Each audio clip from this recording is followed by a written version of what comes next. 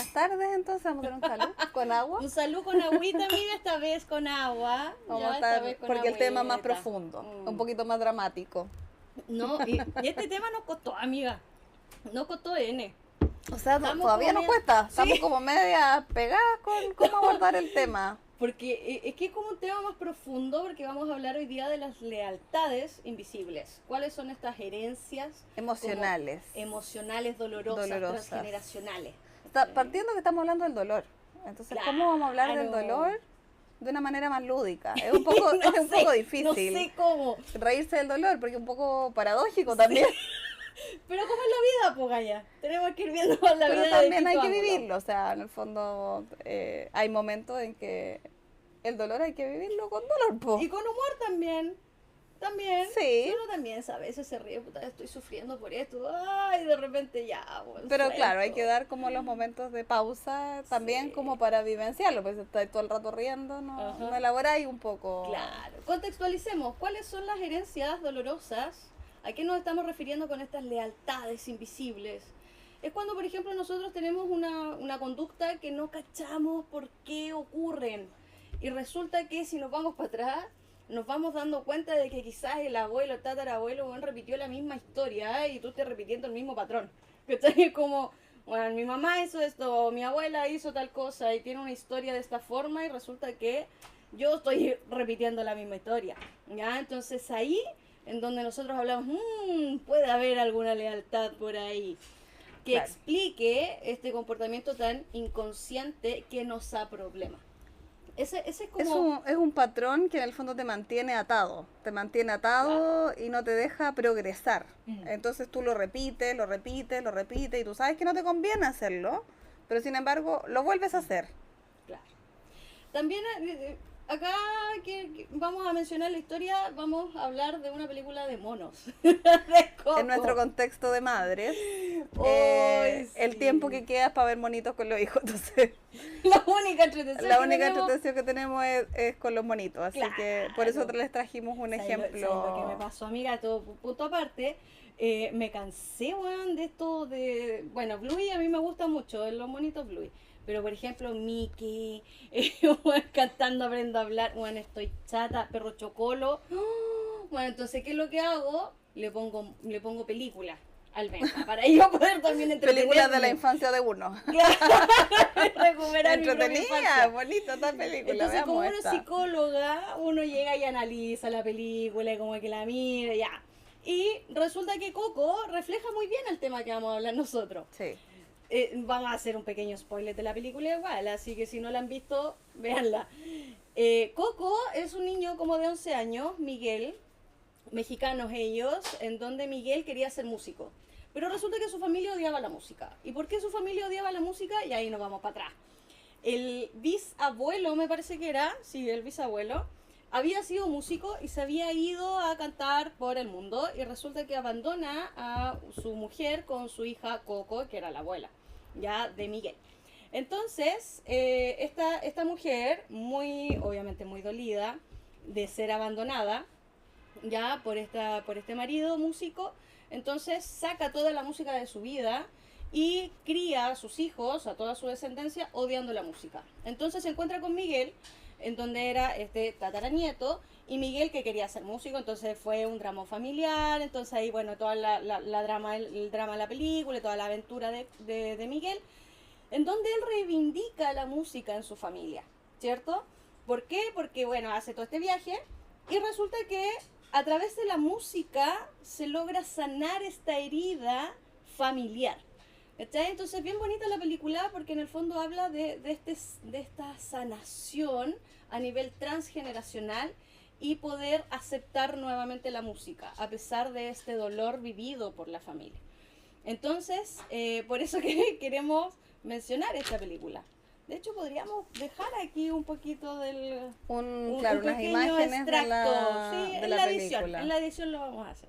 Bueno, resulta que en pacientes pasa mucho en donde se ven estas heridas. ¿Ya? ¿Tú has tenido, amiguita, pacientes que te ha tocado? así Sí, como sí, esta he historia? tenido pacientes que como que tienen estas lealtades familiares. Por ejemplo, una vez me llegó una pareja que ellos como que estaban siempre en el rol del cuidado. Ambos como que habían sido abandonados en su familia de origen. Y claro, vuelven a perpetuar esta historia de vida en la que tienen que cuidar a otros. Entonces ambos cuidaban mucho a otros y claro, la pareja empieza a entrar en crisis porque tenían muchas demandas. O sea, había una persona que tenía Alzheimer dentro de la familia que dependía de ellos, una hija que tenía esta... ¿Otra enfermedad? No, tenía una enfermedad, discapacidad. Tenía una discapacidad.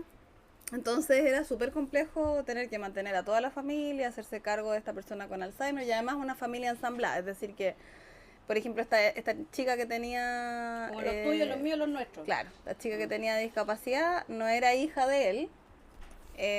Y claro, la persona que tenía Alzheimer era la mamá de él. Entonces era bien complejo conllevar esta pareja con todas las demandas externas y tenía mucho que ver con este patrón y esta lealtad que ambos tenían, como de cuidar a los otros. Entonces, claro, trabajamos un poquito en ese tema, hicimos constelaciones familiares y de alguna manera como que se empieza a ser más consciente este patrón y ellos empiezan también a poner más atención en la pareja, dentro de lo posible, porque igual tenían que ser responsables de estas otras personas.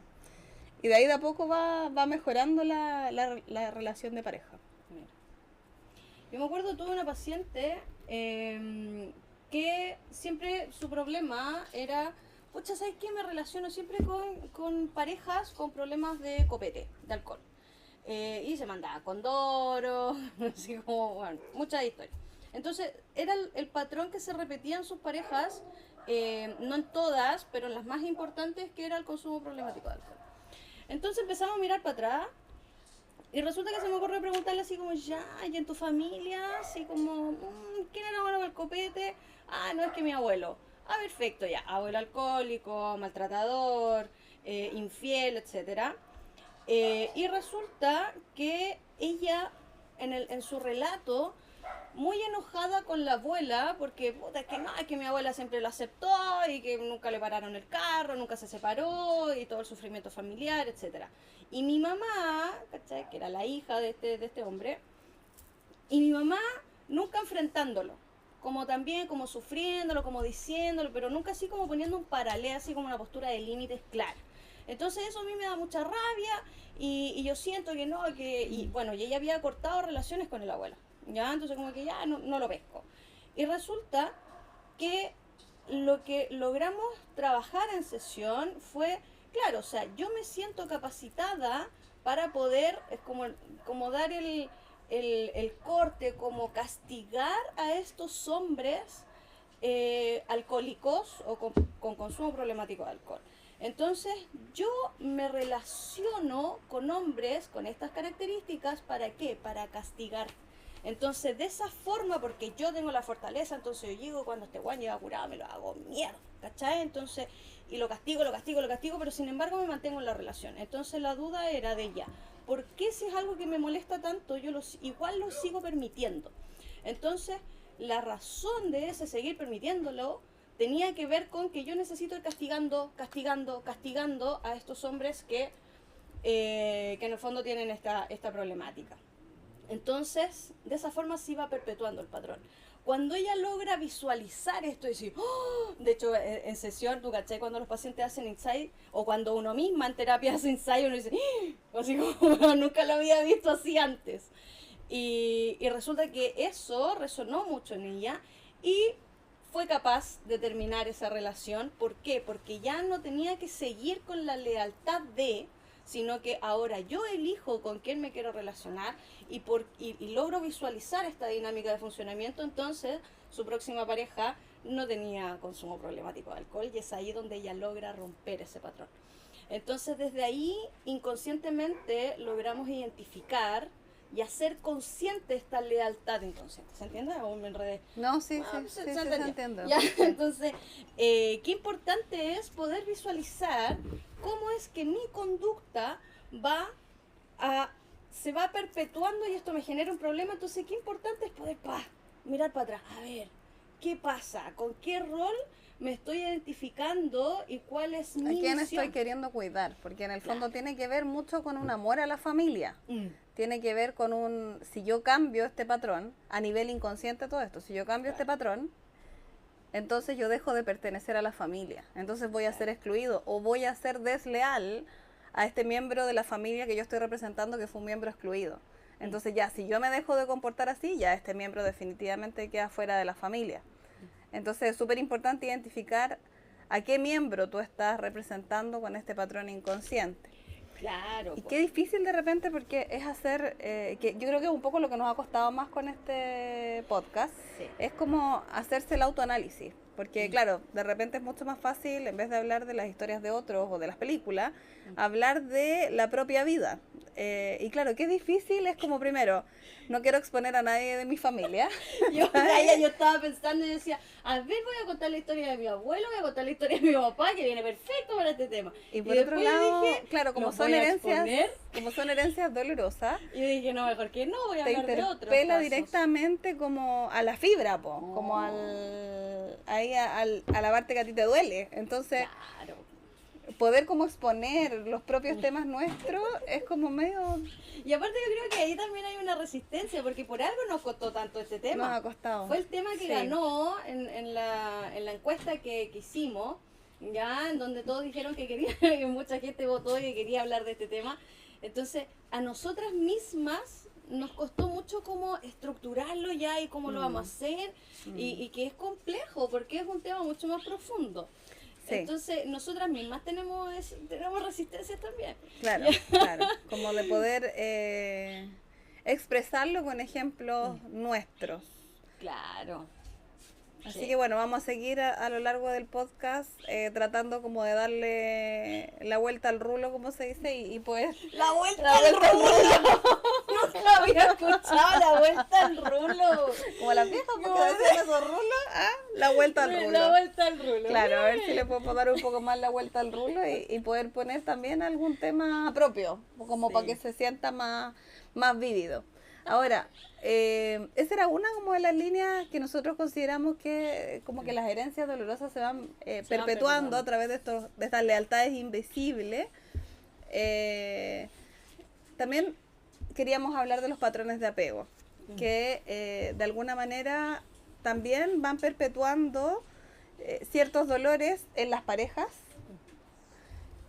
Las lealtades invisibles tienen más que ver como con esto, como de ser leal a este miembro de la familia con el que tú te estás haciendo como espejo y no logras cómo salir de ahí. Se me ocurrió otro ejemplo. Antes de pasar al tema de apego, se me ocurrió el ejemplo de las personas que tienen problemas financieros, por ejemplo. Claro, Que es como manejo del dinero. Claro, es como manejo el dinero, así como, pucha, no tengo las lucas para llegar a fin de mes, puta, hago un negocio, hago el otro que no me resulta, qué es lo que, cómo salgo de las deudas, de la pobreza. Y resulta que si miramos para atrás, por ejemplo, en la familia hay creencias a la base, por ejemplo, que los cuicos, que ganar plata, si es como, no, porque tiene que ser con el sudor de tu frente, ¿cachai? Tantas creencias. Claro, vivir en que la vamos- comodidad no está permitido, tiene que ser siempre a través del esfuerzo. Entonces tú te esfuerzas por mantener Claro. ese nivel económico, el nivel económico en el que tú siempre te vas a tener que estar endeudando a fin de mes para poder terminar el mes. Entonces, de alguna manera, administras tus gastos de una forma que aunque ganes mucha plata, Se te va la plata se te va igual. la plata igual a final de mes. Claro. Y ahí, por ejemplo, miramos para atrás todas estas creencias a la base, como estas formas que tenemos de ver el dinero o de relacionarnos con el dinero. Tener lucas, por ejemplo, que no es algo como validado, es como algo Claro. malo, ¿cachai? Es como, si me voy para arriba me apuno, ¿cachai? Es como... Entonces, como que a nivel como esa inconsciente frase. tú piensas, ya, si yo administro de mejor manera mi dinero, entonces voy a ser excluido de mi familia porque no estoy siguiendo este patrón familiar. Pero en realidad es una lealtad invisible y es un patrón inconsciente porque si tú lo verbalizas y lo pones en lo consciente, no tiene ningún sentido que la familia te vaya a excluir porque a ti te fue mejor económicamente. O a veces sí, a veces sí pasa. Sí. Bueno, igual puede ser, pero... Igual puede ser. Pero en el fondo Pero es lo que te entrega el podría ser- sufrimiento. claro, ¿cachai? claro. Entonces, desde ese lugar, podemos dar cuenta de cómo yo he ido construyendo mi relación con el dinero, que es algo transgeneracional, que viene para atrás. Y ahí te podéis ver para atrás, es como, no, es que el abuelo era un obrero, entonces súper esforzado y súper buena persona, entonces la lealtad invisible es yo tengo que seguir el mismo patrón. O puede ser, sí, dale. Porque si en el fondo yo genero el cambio del patrón, es ahí en donde yo dejo de pertenecer a este sistema familiar que se caracteriza por ser personas de mucho esfuerzo, ¿ya? Lo cual obviamente no es malo, ya aquí no estamos hablando de lo que es bueno y lo que es malo, sino que simplemente de entender desde dónde vienen estas dinámicas de funcionamiento, ya sean familiares, ya sean personales, etcétera, y en estos comportamientos que nos entregan sufrimiento. Entonces, a medida de que yo voy siendo consciente de esto, logro romper ese patrón, logro visualizarlo y decir, ya, ok, entonces como ya vi desde dónde se origina el dolor, puedo llegar y puedo hacer algo distinto. ¿Ya? Como racionalizarlo, como decías tú. Claro. ¿Cachai? O sea, claro, pero tiene que ser más emocional. O, por ejemplo, también otro patrón que puede responder a un tema de lealtades invisibles. Por ejemplo, una persona que fracasa constantemente en sus relaciones de pareja. Que se da mucho. Que se da mucho, como que tienden a boicotearse sus relaciones de pareja. Como que ya pueden tener una relación de pareja y que tengan todos los elementos para ser felices. Sin embargo, de alguna manera, esta persona como que tiende a echarlo a perder.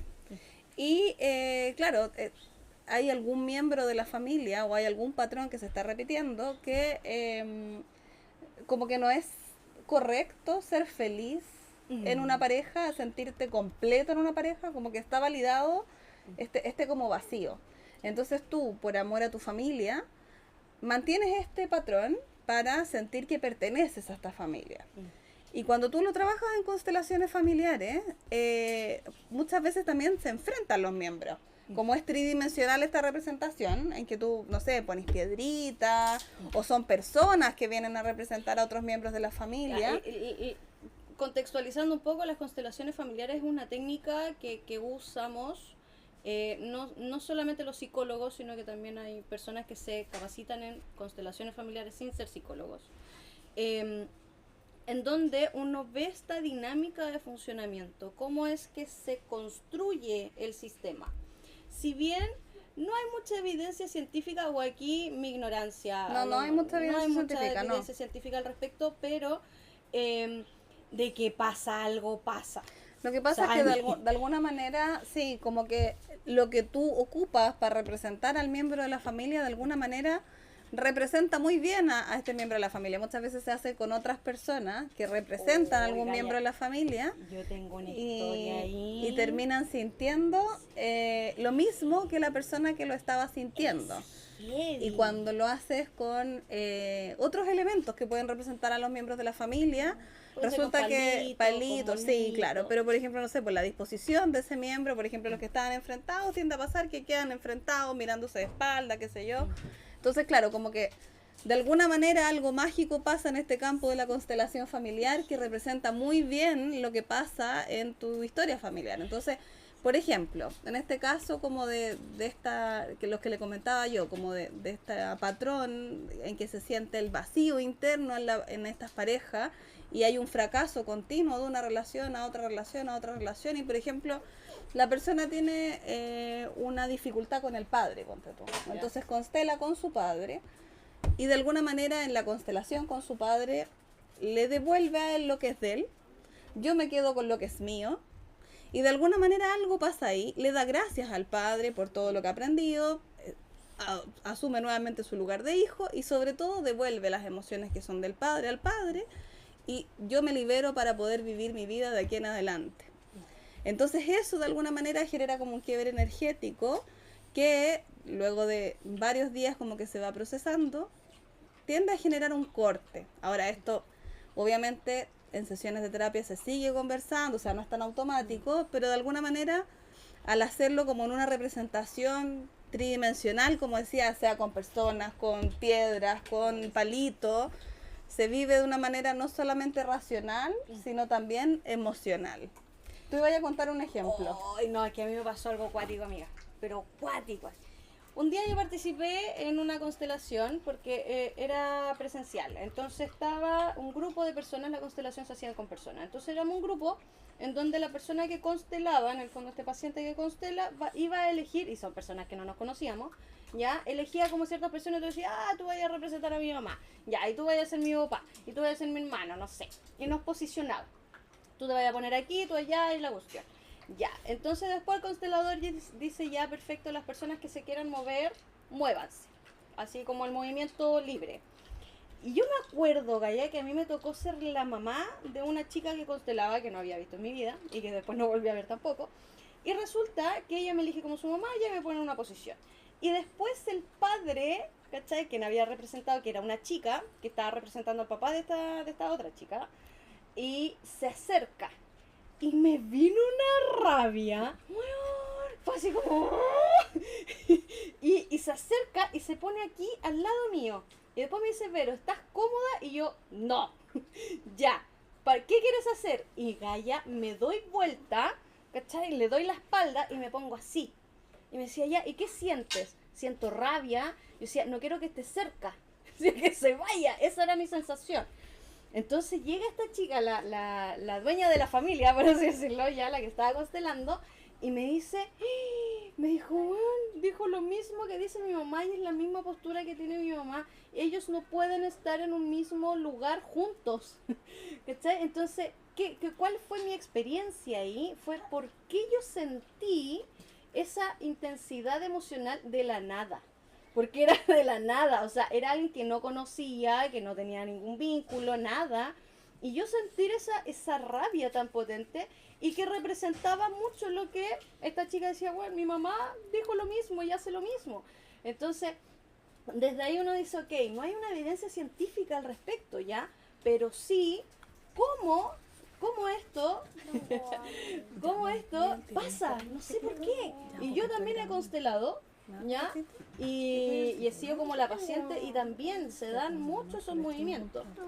Para ser constelador, ojo, uno tiene que estudiar constelación familiar, ya un estudio bien largo, ya no llegar y hacerlo, ¿cierto? Hay una pequeña interrupción de madre. Vida de madre, chiquillo, vida de madre, ¿se entiende? Sí. Ya, entonces que heavy esa experiencia, Gaya, fue para mí así como, guau, ¿qué onda?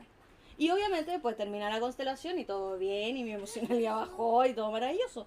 Entonces, ¿qué ocurre? Bueno, es una técnica y una herramienta que se utiliza, por ejemplo, yo la utilizo harto, ya cuando hay temáticas como que no están muy claras, ya donde no encontramos como mucho asidero de ciertas conductas, entonces quizás mando a hacer constelaciones, así como se lo derivo a una colega que hace constelaciones, y con esa información seguimos el proceso terapéutico. Y siempre me ha pasado que se genera mucha información. Sí, y para la terapia, ¿cachai? Te relacionáis así, ¿por qué? Por esto, ya, perfecto, tú. ¿Cachai? Sí. Heavy metal power, sí. Claro, pero de alguna manera nosotros lo trajimos acá al podcast para comentar un poco que es una técnica que ayuda a trabajar y vivenciar y hacer más vívidas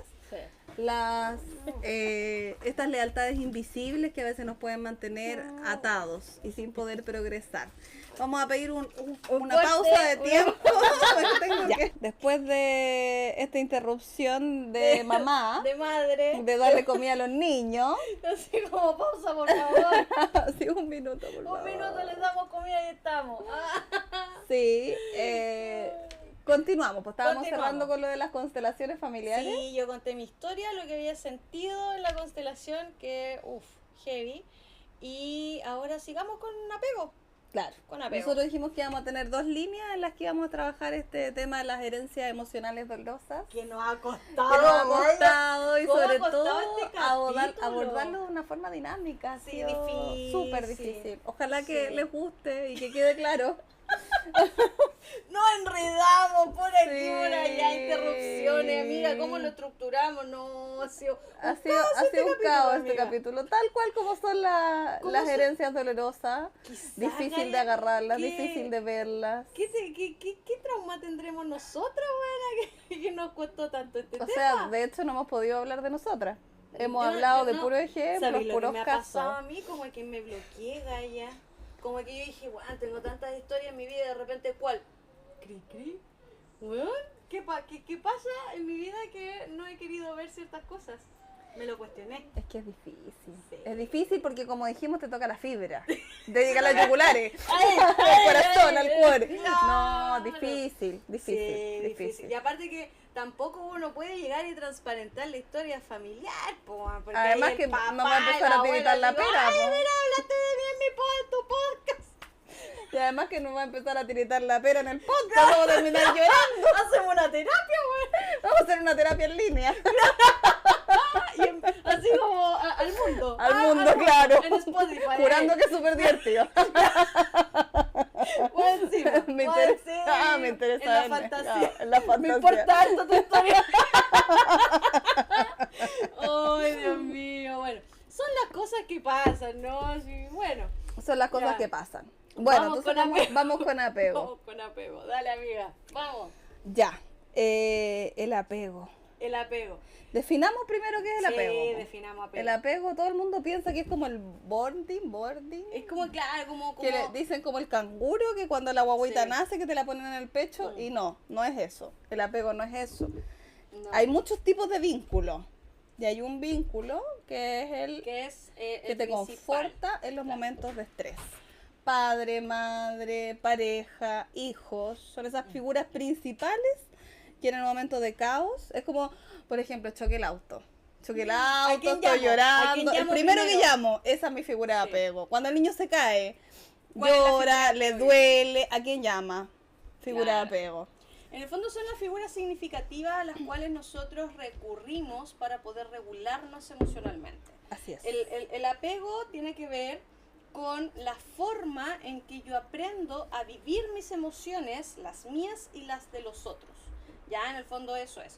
Cuando se detona, cuando somos adultos, cuando se detona nuestro sistema de apego, tiene que ver en momentos de crisis, tiene que ver en momentos de estrés. Entonces, ¿cómo yo es que me relaciono con mi emocionalidad y con la emocionalidad del otro? ¿Cómo me contengo? ¿Ya? Entonces, en función de eso, hay 4 tipos de apego. Ya está el apego ambivalente o ansioso, el apego evitativo, el apego seguro, que todos queremos tenerlo, pero lamentablemente es el menos común, por lo menos en nuestro país.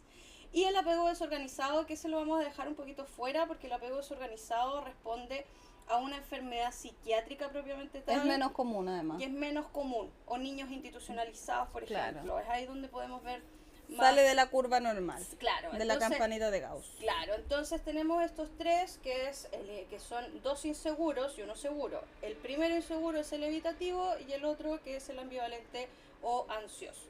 Que es la forma como vamos a relacionarnos con nuestras emociones. ¿Ya? Estos 3 son absolutamente normales. No es que tengamos un problema, no es que estemos enfermos, ¿ya? Sino es que cómo es que nos relacionamos en el fondo en nuestros momentos de crisis, cómo nos contenemos y cómo volvemos a nuestro estado Exactamente. así como de equilibrio propiamente tal. ¿Y por qué en el fondo es parte de una herencia? Es parte de una herencia porque lo aprendemos de nuestros padres o de nuestro cuidador principal.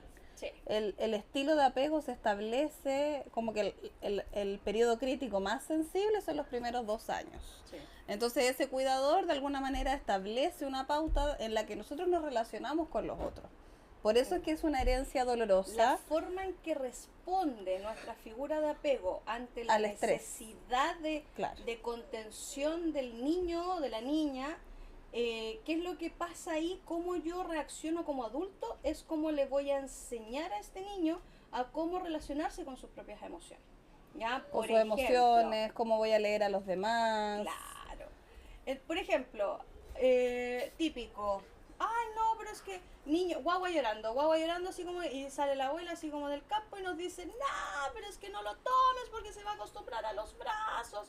Entonces el niño, ¿qué es lo que entiende? Porque el niño va a llorar no por manipulación, ya la manipulación es algo que cognitivamente es un proceso mucho más elaborado, en donde la manipulación no parte antes de los 3 años, ¿ya? Incluso más, ¿ya? Entonces, una guagua que llora no jamás te está manipulando, es una guagua que está llamando tu atención porque necesita algo, porque tiene frío, porque está cansada, porque no sé, tiene sueño, porque tiene hambre, porque le molesta algo, le duele algo, etcétera. Tiene un pedito atravesado. Un pedito. Ya de total con la guagua. En la urgencia ahí. ¿Y el pediatra? No, era un pedito atravesado. Qué vergüenza que no le ha pasado eso, Dios mío. Mil veces caer de tonta en la urgencia antes que me pase algo, que le pase algo al Pero es que a mí me ha pasado varias veces. O sea, bueno, cuando era guagua mis niños me pasó varias veces. Llegar con el pedito atravesado, yo qué vergüenza. Uy, así como haciéndole con las patitas. Claro, no. Mire, mamá, usted le tiene que hacer un masajito. Eso es todo. Así. Bueno, paréntesis. Claro. Ya, entonces, ¿qué es lo que ese niño aprende? Es mi necesidad no va a ser satisfecha. ¿Por qué? Porque estoy solo en el mundo. La guagua va a dejar de llorar, sí, pues va a dejar de llorar. Ya, entonces ahí la abuela va a decir, ¿viste que dejó de llorar? Ya dejó de manipularte. O sea, de alguna Pero manera, esa guagua sí. entiende que su necesidad no va a estar satisfecha. Su no va a necesidad haber nadie, emocional nadie para mí. no va a ser satisfecha. Pero de alguna manera, claro, aquí estamos hablando claramente de un tipo de apego evitativo. Porque en el fondo yo no conecto con tu emoción, te dejo llorar, entonces tu emoción no es importante. Sin embargo, cuando tú dejas de llorar y te comportas como yo espero que tú te comportes, Ahí yo yo respondo. Entonces yo como padre soy un padre predecible. Sí. Entonces no respondo a tu emoción, pero sí, si tú sigues las reglas, yo soy un padre predecible y consistente en mi conducta. Eso es un apego evitativo. Es una persona que confía mucho en la parte mental. Sí, esa es la vía de información que entra siempre, porque la mamá le decía, si tú no lloras, vas a tener premio. Entonces la guagua no llora, espera su premio y siempre es lo mismo. Es consistente en el tiempo. O sea, en el fondo son personas, después ya lo vemos en un comportamiento más adulto, son personas, uno, que son muy autoexigentes, dos, que no tienen un reconocimiento emocional. No sé qué es lo que me pasa, me siento mal, pero no sé qué me pasa. Entonces, ¿qué es lo que hago? Yo no sé habitar la emoción, no sé habitar la pena, no sé habitar la rabia. Entonces, como no me sé vivir esta emoción, no sé qué hacer, ¿qué es lo que hago? Escapo. Me evado, por eso se llama evitativo. No me conecto con la emoción. No logro conectar y tampoco logro leer tu emoción porque hay cierto analfabetismo emocional. Tampoco ¿ya? puedo ser contenedor con un otro. Claro. Porque como no me leo mis emociones, no puedo entender las emociones del otro. Claro. ¿Y cuál es la estrategia de la represión? Yo reprimo, entonces me siento mal, no, pero sigo trabajando, no, pero es que es lo que me tocó, no, pero es que esto tengo que hacer, entonces voy acumulando hasta que después estallo y tenemos depresiones gigantes, intentos de suicidio, crisis ansiosas, trastornos de pánico, etcétera. Todo eso se visualiza, ¿por qué? Por la forma como yo aprendí a vivir mi emoción. Entonces, ¿por qué claro, esto en general se relaciona con la herencia? Porque claro, pues la madre le enseñó al niño que no tiene que llorar. Los hombres no lloran. Así que usted derechito, mijo, no usted sea no niñita, llora. No sea niñita. Usted no, por eso niñita. que es mucho más recurrente este patrón en los hombres. En los hombres. Por este típico concepto que tenemos culturalmente arraigado, que los hombres no lloran. Y por ejemplo, no seas mariquita. No seas claro, no seas mariquita, que como andar llorando con la niñita. Claro. Bueno, el apego ansioso, expliquemos un poquito de lo que se trata el apego ansioso, tiene que ver con al revés. Hay una identificación emocional, sin embargo no hay una predictibilidad porque a veces sí y a veces no. A veces yo contaba con la contención de mi figura de apego y otras veces esta figura de apego no estaba. Entonces no sé qué hacer. ¿Qué me servía? ¿Dónde está el límite? Es al revés. Hay una hacía la intensificación de la emoción para yo lograr satisfacer algún tipo de necesidad. Y vemos, por ejemplo, en los adultos, si tú no estás, yo me muero. Claro, sin me ti voy a mi vida cortar no las tiene venas si tú no sentido. estás. Claro. O vemos estos videos de que no sé, pues son infieles, por ejemplo, y las minas así, o los hombres rompiéndole el auto. Claro, ya, ese tipo de cosas. Las minas que emocional. te rompen así como en la play, haciendo la sí, ventana, esta cuestión, que tiran ollas por encima de la cabeza, apego ansioso. Eso tiene que ver con un apego. ¿Qué pasa ahí? Por ejemplo, si volvemos a esta mamá, a esta señora con la guagua llorando, ya. Esta guagua llora. Y esta mamá a veces responde y otras veces no. Porque, por ejemplo, le dice, mientras tú sigas llorando, yo no te voy a contener. Pero la guagua llora un poco más y ya la mamá no sabe qué hacer, se empieza a tirar los pelos y dice, Ya, la dice, toma. ya. O después viene el matinal, en el matinal que sale la psicóloga diciendo, ¿sabe Oye, qué? vale. Usted tiene que contener a la guagua, no No. la puede dejar en la cuna. Entonces la mamá se acordó, Claro, saco. claro, entonces la tomó. Claro. Y después viene la abuelita y le dice, no, No, pues, pero mi es que amor, no la tomes. claro, no la tome. Entonces es una mamá que es inconsistente en la estrategia, pero responde cuando el niño exacerba su emoción. Claro. Y esto se relaciona más con psicopatología en la vida adulta, más ansiosa, Más ansiosa. fóbica. En cambio la otra, una psicopatología más depresiva. Más depresiva, claro.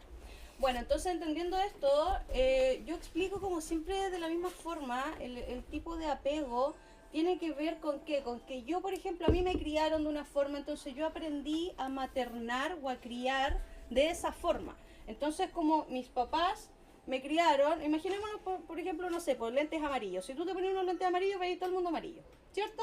Entonces, cuando yo en el fondo transmito este estilo de funcionamiento emocional, ¿qué es lo que pasa?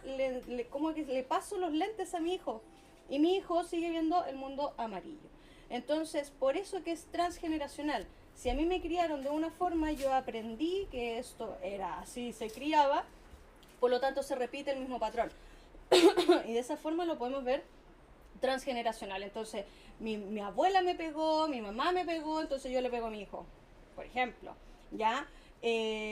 Entonces, y ahí yo quiero entrar porque somos una generación de padres actuales que lo más probable, por lo menos yo voy a hablar Por la de crianza mí, respetuosa. que claro, empezamos a aprender lo que es la crianza respetuosa y tantos reels, Gaia y tantas cuentas de redes sociales que nos hablan de qué es la crianza respetuosa y cómo, no sé, manejar una pataleta, etcétera. Entonces somos una generación de padres que estamos rompiendo nuestros propios patrones. A mí por lo menos yo no tengo un apego muy seguro, ya que lo he ido trabajando con el tiempo. Entonces, ¿qué es lo que pasa? Al yo no tener un apego seguro, yo tengo un apego más tirado para la ansiedad. ¿Ah? Sí, yo también. Entonces, ¿qué es lo que...? De la corta vena, digamos. La que rompe el play. Claro, entonces, ¿qué es lo que hacemos? Hacemos terapia, nos terapiamos, trabajamos nuestros temas para que... Y tratamos, pero se nos filtra igual. Entonces, en la el crianza... apego. Se te viene el patrón, pues Gaya, se Sí, te po. viene ahí como ¡ah! Y después tú decís, no, bueno, crianza respetuosa, no voy a repetir el mismo patrón, entonces es mucho más difícil nuestra crianza de esta generación porque no venimos de un apego seguro per se. La persona que tiene un apego seguro per se obviamente lo va a transmitir y le va a ser muy fácil una crianza respetuosa a un niño, ya a su descendencia. No obstante, nuestra generación no es tan así. Ya, obviamente que igual hay apego seguro, pero más o menos estadísticamente es como el 0.2%. Bueno, Por lo menos cerremos en un este país. poquito el tema del apego seguro. Entonces el apego seguro integra ambas vías, Ambas. la cognitiva y la emocional. Eso quiere decir, yo entiendo qué me pasa, yo sé cuando estoy angustiado, cuando estoy ansioso, cuando tengo pena, cuando estoy frustrado, cuando tengo miedo, yo logro identificar esa emoción y a la vez yo logro regular, o sea, no a través de la represión, sino que vivirme la emoción con las estrategias más adecuadas y más saludables, apegadas a la salud mental. Así es. Ese es el apego seguro, que es a lo que apunta la crianza respetuosa. Que un día pues, podríamos hacer, amiguita, un capítulo de crianza respetuosa. Sí, de todas maneras. Sí. De todas Vamos maneras. a profundizar en ese tema porque a mí me encanta. Vamos, Entonces, vamos la un dificultad que tenemos... Sí, después. Sí, después. maternidad. Sí. La dificultad que tenemos para generar este cambio de patrón. ¿Por qué? Porque visualizamos nuestra dinámica de funcionamiento. Entonces, al visualizarla decimos, no, queremos romper el patrón y hacer algo distinto con nuestra descendencia. Y puta que es pega. Sí, pues Puta pega. que pega, bo. Por ejemplo, ahora para poder dejar ahí convencido a mis niños del podcast, ahí Déjenme grabar, por favor. me está cobrando porque le dije que le iba a hacer un podcast a ella, así que ahí me está esperando, pero hicimos un acuerdo, Y sí, ¿cierto? sí, Ya. se respeta. Que se respeta el acuerdo, respetuoso para los dos lados. Absolutamente. Bueno, así que tenemos estos tres tipos de patrones. Mm. El patrón evitativo, que integra la información cognitiva, el patrón ansioso, que integra la información más emocional, y el seguro, que logra integrar ambas vías. Y claro, estos otros dos patrones de apego son más ligados como a la psicopatología en la vida adulta y traen problemas en las Porque parejas. son apegos inseguros, que uno Claro. los ve en las relaciones de pareja. Pero lo bueno es que las parejas son tutores de resiliencia, en el sentido de que pueden ayudar a sanar el tipo de apego inicial que traemos. Eso es súper importante, que en el fondo nuestro estilo de vinculación puede ir cambiando a lo largo del tiempo. No es algo que se vaya a quedar 100% y voy a morir así.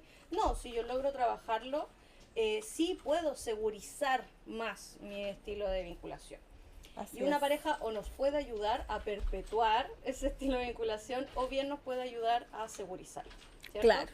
Y ahí podríamos, Gaia, tirar nuestra promo, que estamos en un taller, podríamos, sí. que en el fondo este taller lo que hace es poder identificar cuál es el estilo de vinculación de cada uno de los integrantes de la pareja y poder identificar cuáles son las estrategias de la pareja de resolución de conflictos. Entonces, parejas que se han visto quizás más distanciadas, más desconectadas, lograr tener esta visualización ya para poder volver a conectar.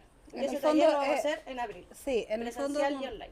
sí, es un taller de 2 días en que el objetivo está en generar un diagnóstico de, claro, el tipo de apego que tiene cada uno en la pareja y las estrategias Claro.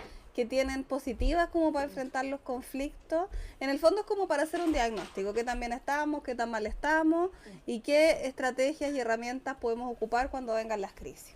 Claro. Ahora, a partir de ese taller, porque para no ser como muy elevadas las expectativas, porque en 2 días, son 4 horas en el fondo taller, son Sí, 2 son horas, 5 horas. ¿No? claro, 5 horas, 2 horas y media cada día. Que va a no, ser un viernes en la claro. noche, de 8 a 10, y el sábado siguiente en la mañana. se llama Reconectándonos. Reconectando. Pero claro, en el fondo lo que vamos a lograr solamente es generar como un diagnóstico y ahí a partir de ese diagnóstico cada uno decidirá si es que requiere terapia o no requiere terapia Ahí y hacer vamos. un trabajo más profundo para terminar en la conexión. En la conexión de la pareja. Así Bueno, es. tirando esa promo, Pequeña promo. finalizamos nuestro capítulo de hoy. Damos Así un es. cierre hasta que nos costó, insistimos en eso. Sí. Ya. Ha sido un acontecido capítulo, amiguita. Un acontecido capítulo. Pero vamos que se Pero puede. vamos que se puede, salió, así Sí, que ya grabamos, amiga. Nos ya costó, grabamos. Pero grabamos. cumpliendo ahí con el compromiso. Sí, es que mucha gente nos mandaba, ¿y cuándo el otro capítulo? ¿Cuándo? Y nosotros, ya, amiguita, juntémonos. Así que, bueno, aquí estamos. La idea es poder hacer capítulos mensuales. Vamos a hacer todo lo posible para que se reporte. Sí. Ya, Así que vamos a tener igual las preguntas para el próximo capítulo. Sí. Un abrazo, Un abrazo, nos vemos. besos, cariños. Chao, síganos. Chao, chao.